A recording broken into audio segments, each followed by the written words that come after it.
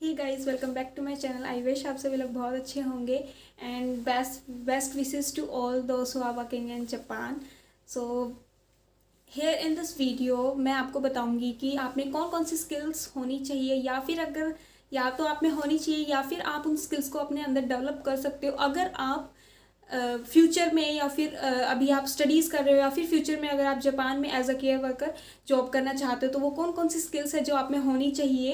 क्योंकि आप अगर किसी भी डिफरेंट कंट्री से हो, ऑब्वियसली इंडिया से हो, तो मतलब आप दूसरे कंट्री में आ रहे हो यहाँ पे काम करने के लिए, तो यहाँ पे कल्चर, लैंग्वेज, ठीक है, एंड लोगों का रहने का तरीका या फिर और भी बहुत सारी चीज़ें होती हैं, वो एज़ कम्पेयर टू हमारे इंडिया से थोड़ी सी डिफरेंट है। तो उसके बारे में किस टाइप का ये काम होता है एंड इनमें क्या क्या चीज़ें आपको ध्यान देने की ज़रूरत है, उसके बारे में मैं आपको इस वीडियो में बताऊंगी। आई होप आपको ये वीडियो अच्छी लगेगी। एंड जो लोग भी अभी इंडिया में हैं एंड जापान आने वाले हैं एज अ केयर गिवर, चाहे वो लड़के हो या लड़कियाँ, सो इसमें दोनों काम कर सकते हैं, लड़के भी लड़कियां भी, क्योंकि जो पेशेंट्स होते हैं वो मेल पेशेंट्स भी होते हैं एंड फीमेल पेशेंट्स भी होते हैं। तो उसी के बारे में मैं आपको इस वीडियो में सारा बताऊंगी। और अगर वीडियो अच्छी लगी तो लाइक कमेंट शेयर कर देना। सो हम स्टार्ट करते हैं वीडियो की तरफ। तो स्किल्स में अगर बात करी जाए सबसे पहले स्टडीज़ की, तो as a studies to become a care worker आप में क्या क्या स्किल्स होनी चाहिए स्टडी बेस्ड पे। तो सबसे पहले कि आपके पास या तो आप इसके बहुत सारे तरीके होते हैं। आप अगर डिफरेंट कंट्रीज से, लाइक इंडिया से अगर जापान आ रहे हो, तो आपको जो 3 एग्ज़ाम्स होते हैं वो आपके कंप्लीट होने चाहिए, आप उनमें पास होने चाहिए। 2 जो एग्ज़ाम होते हैं, one is of nursing care skill evaluation test, जो कि इंग्लिश में होता है, एंड इसका ही सेम जो nursing care skill evaluation test होता है जो जापानीज लैंग्वेज में होता है, प्लस आपके पास जेएफटी होना चाहिए। तो ये जो 3 एग्ज़ाम्स होते हैं, JFT is the like level based exam in Japanese, कि आपको कितनी जापानीज आती है। तो ये 3 एग्जाम आपके पास होने चाहिए। उसके अलावा अगर आप जापान में एज अ स्टडी वीज़ा पे आए हो, ठीक है, उसके बाद अगर आप जापान में ही जापानीज सीख रहे हो एंड उसके बाद आप जापान में ही एज अ केयर गिवर काम करना चाहते हो, and as a reputed high level जो केयर गिवर होते हैं, जिनको गवर्नमेंट से लाइसेंस, जिसको बोल सकते हैं प्रूफ, जिसको बोल सकते हैं, तो वो वाले केयर गिवर आप कैसे बन सकते हो। तो उसके लिए आपको क्या करना होता है, जापान में आके जापान में भी एज अ नर्सिंग केयर में 3 साल का डिप्लोमा, प्लस जो नर्सिंग केयर स्कूल्स होते हैं जापान में, खुद अलग से स्कूल्स होते हैं, तो उसमें आप 3 इयर्स का डिप्लोमा कर सकते हैं, या फिर उसके अलावा 4 इयर्स की आप लाइक ग्रेजुएशन टाइप होता है, तो आप वो भी कर सकते हो जापान में खुद रह के भी। तो उसके बाद भी आप एज अ केयर गिवर जो नर्सिंग केयर फील्ड होती है इसमें काम कर सकते हो।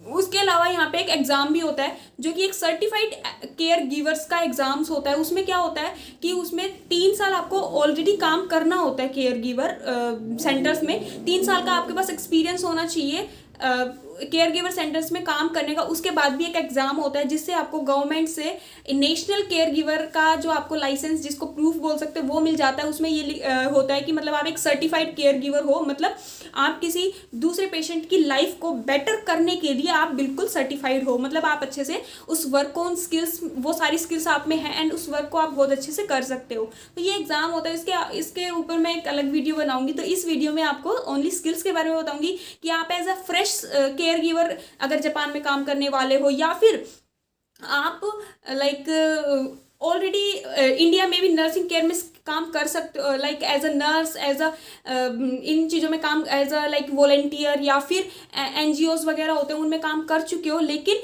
आप जापान में काम करना चाहते हो। तो बेसिकली फर्स्ट तो यही है, as a fresh caregiver आप में क्या क्या स्किल्स होनी चाहिए। तो ये चीज़ें आपको पहले से पता होनी चाहिए, तब भी आप काम करने जाओ, ठीक है। अपने माइंड सेट को आपको उस टाइप का बना लेना है जब भी। वो जो सबसे फर्स्ट स्किल है जो कि सबसे ज़्यादा इम्पॉर्टेंट है, तो वो है कम्युनिकेशन स्किल। अगर, क्योंकि जो ये केयर गिवर का काम होता है, इसमें आपको सभी पेशेंट्स के साथ बहुत अच्छा नाकायोकू जो रिलेशन होता है वो बनाना होता है। तो मीन्स कम्युनिकेशन स्किल्स बहुत ज़्यादा इम्पॉर्टेंट है। आप कैसे दूसरे लोगों के साथ कम्युनिकेट करते हो, कैसे हंस के बात करते हो, आपके फेस का जो एक्सप्रेशंस है जब आप किसी से बात करो, वो भी ओल्ड एज पीपल, क्योंकि जापान में बेसिकली आपको बता देती हूँ, जो भी केयर वर्कर में जो ओल्ड एज पीपल होते हैं वो सभी 85 to 90 and you can also say above 100 भी हो सकते हैं, ठीक है। मैं आपको बताती हूँ अपने एक्सपीरियंस से। जहाँ पे मैं काम करती हूँ वहाँ पे हमारे केयर गिवर सेंटर में, तो वहाँ पे सबसे ज़्यादा जो एज की लेडी हैं वो 111 एज है उनकी। सो आपको सारे पेशेंट जो होते हैं वो कोई भी 60-70 ऐसी एज के नहीं मिलेंगे। यहाँ पे 60-70 एज के तो लोग आराम से काम करते हैं, जॉब करते हैं, खुद से कमा के खाते हैं। तो आपको जो सारे पेशेंट होंगे वो होंगे 85 to like in between 90 to 100 मिलेंगे, एंड उससे ऊपर मिलेंगे। तो सारे पेशेंट इस एज के मिलते हैं। तो आप, क्योंकि किसी किसी में क्या होता है कि अपने एज के लोगों से अगर आप कम्युनिकेट करते हो तो वो आपका कम्युनिकेशन अच्छा है, लेकिन आपके अंदर ऐसी कम्युनिकेशन स्किल्स होनी चाहिए कि आप उस एज के भी बंदों से बात करें तो आपको इरिटेशन या फिर मतलब आप एक फ्रेंडली मैनर में उनसे बात करें। तो कम्युनिकेशन स्किल्स लाइक सबसे बेस्ट पार्ट है इस अगर फील्ड में आप जॉब कर रहे हो, क्योंकि ये जो जॉब है वो फीलिंग्स की, ठीक है, आपकी कम्युनिकेशन की, ठीक है, एंड आपकी पॉजिटिविटी की बहुत ज़्यादा इसमें ज़रूरत होती है। क्योंकि ये एज अ फैक्ट्री के में जैसे आप काम करते हो तो ऐसा कुछ काम नहीं होता है इसमें कि मतलब आपको एक मशीन दे दी जाती है एंड आपको उसके ऊपर वर्क करना, नहीं। जो हमारे जैसे ही वो भी लोग होते हैं तो उनको भी वही लाइक ट्रस्ट चाहिए होता है, उनको भी वही फीलिंग्स भी चाहिए होती है, ठीक है। And point is about patience. तो आप एक ऐसे पर्सन होने चाहिए कि आप में पेशेंस रखने की हिम्मत होनी चाहिए, ठीक है। क्योंकि पेशेंट क्या होते हैं, हमारे यहाँ पे कुछ पेशेंट ऐसे होते हैं जो खुद काम नहीं कर सकते, उनको हमें ही काम उनका जो पूरा केयर है वो हमें ही खुद करना पड़ता है। तो वो होती है डिफरेंट बात। उनका क्या होता है कि हमें खुद को असिस्ट करके, या फिर अगर दूसरा पर्सन काम कर रहा है तो असिस्ट करके खुद को, एंड वो सारा काम उन पेशेंट्स का करना होता है। उनमें जो पेशेंट है उसका कोई रोल नहीं होता, क्योंकि पेशेंट जो है वो बिल्कुल बेड रिडन है एंड हमें उनकी सारी स्किल्स को, उनका सारा काम हमें करना है, ठीक है। उसके अलावा कुछ पेशेंट्स ऐसे भी होते हैं जो खुद काम करते हैं अपना, ठीक है, उनको डिसेबिलिटी इतनी ज़्यादा नहीं होती तो वो खुद भी अपना काम करते हैं, ठीक है। लाइक अपना हाईसेत्सु का काम, जो टॉयलेट वगैरह का काम होता है वो अपना खुद से करते हैं, या फिर उसके अलावा खाने वगैरह का काम वो खुद से कर लेते हैं, ऑलमोस्ट काम। तो आप में पेशेंस होना बहुत ज़रूरी है कि जब भी आप किसी भी पेशेंट को ऐसा देख रहे हो कि वही वो खुद कर सकता है, ठीक है, खुद से कर सकता है, तो आप कोशिश करें कि पेशेंट को मतलब वो खुद से ही वो काम करे। तो उस चीज़ का पेशेंस होना चाहिए। मतलब ये नहीं होना चाहिए कि लाइक पेशेंट टाइम लगाएगा इस काम में, ये काम बहुत ज़्यादा टाइम कंज्यूमिंग है तो क्यों ना हम पेशेंट की हेल्प कर दें एंड हम वो काम कर दें। तो ऐसा बिल्कुल भी नहीं होना चाहिए। एक पर्सन में पेशेंस होना चाहिए कि जब तक, क्योंकि वो ओल्ड एज पीपल है, वो कोई भी काम करेंगे उसमें टाइम वो लेंगे, अपना पूरा टाइम लेंगे, तो आपको उनको पूरा टाइम देना, आपको बहुत ज़्यादा पेशेंस रखना है। So third skill is about problem solving. तो क्या होता है कि पेशेंट बहुत ज़्यादा लाइक हायर एज के होते हैं तो उनको थोड़ा सा मेंटली जो डिमेंटिया की प्रॉब्लम होती है वो बहुत ज़्यादा होती है। पेशेंट को लाइक फॉरगेटफुलनेस की भी बीमारी हो जाती है, पेशेंट भूलने लग जाते हैं। आप एक बात ही उनको एक बार बताओगे, फिर बार बार उनको थोड़े थोड़े टाइम में, मतलब 1 आवर के डिफरेंस में, 2 आवर के डिफरेंस में वही बातें उनको बताओगे, लेकिन वो इन चीज़ों को याद नहीं रख पाएंगे। तो वो उनकी गलती नहीं होती भाई, उनकी एज ही ऐसी होती है कि मतलब हो ही जाता है उनसे ऐसे। तो सबसे बड़ी बात कि क्या होता है कि पेशेंट जो होता है ना वो छोटी छोटी चीज़ों के ऊपर लाइक बहुत जल्दी उनके माइंड में ना क्वेश्चंस उठ जाते हैं कि नहीं ये तो दाम में है, ये तो ओके नहीं है। तो ऐसे करके, तो जब भी कोई पेशेंट छोटी छोटी चीज़ों के ऊपर मतलब जब भी आपसे कुछ क्वेश्चंस लेके आए या फिर कुछ भी बात करें, तो आपके अंदर ये स्किल्स बहुत जल्दी होनी चाहिए कि आप पेशेंट को उस टाइप का आंसर दे सके जो उनको भी ओके लगे, एंड आप उसको बहुत जल्दी से अच्छे से सॉल्व कर दो। So our fourth point is about sympathy. तो सिंपैथी भी बहुत ज़्यादा इंपॉर्टेंट है। सारे जो पॉइंट्स बता रही हूँ वो बहुत ज़्यादा इंपॉर्टेंट है।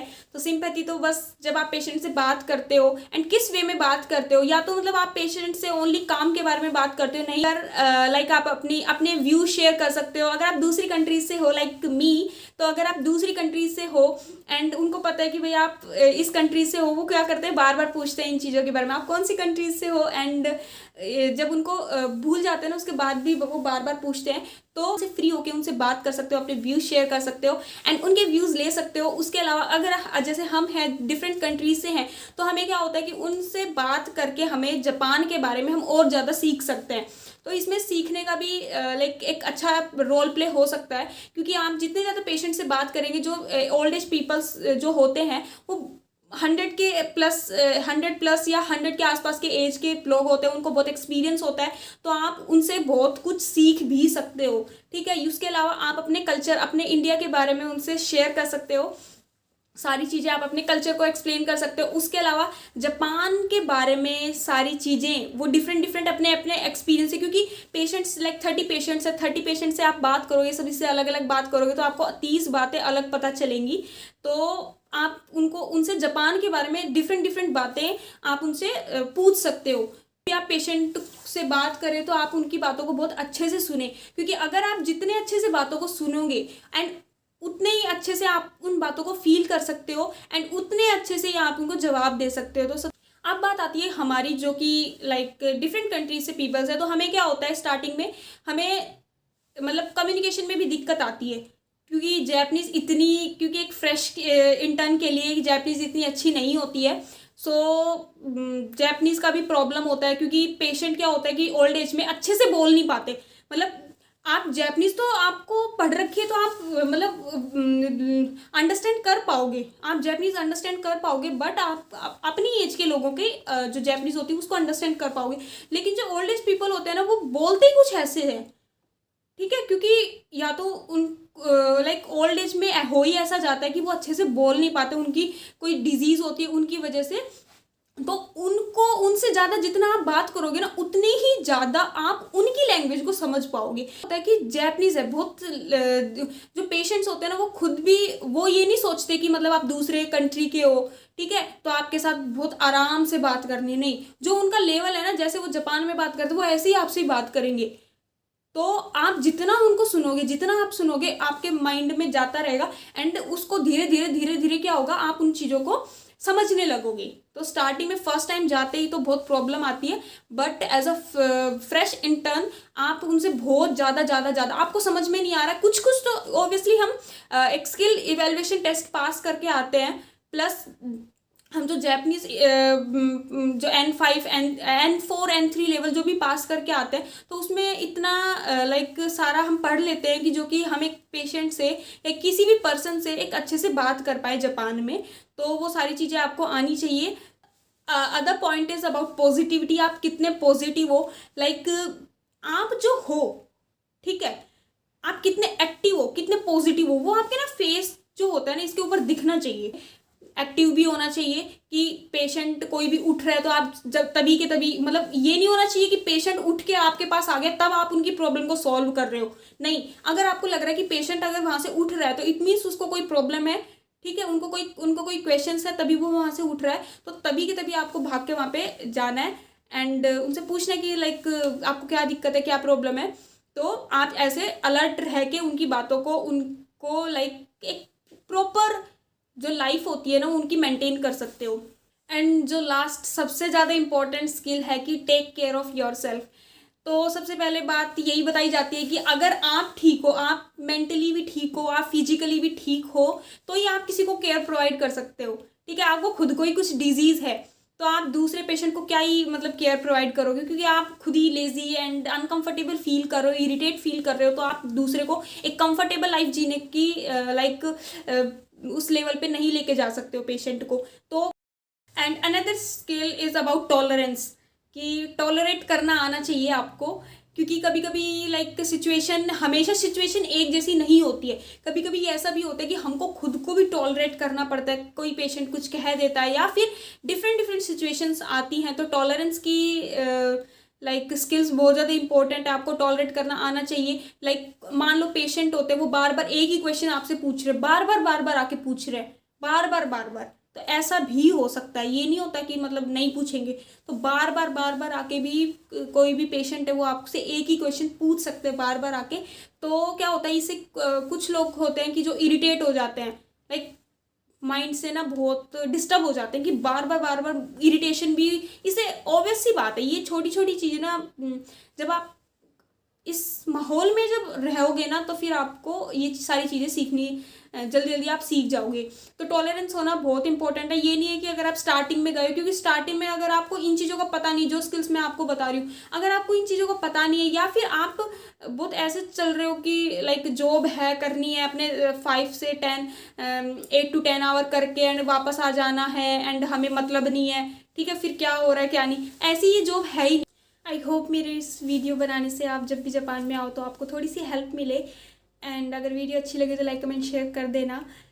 सो तब तक के लिए बाय बाय। एक अच्छी नई वीडियो के साथ आपको मिलूंगी। Bye bye.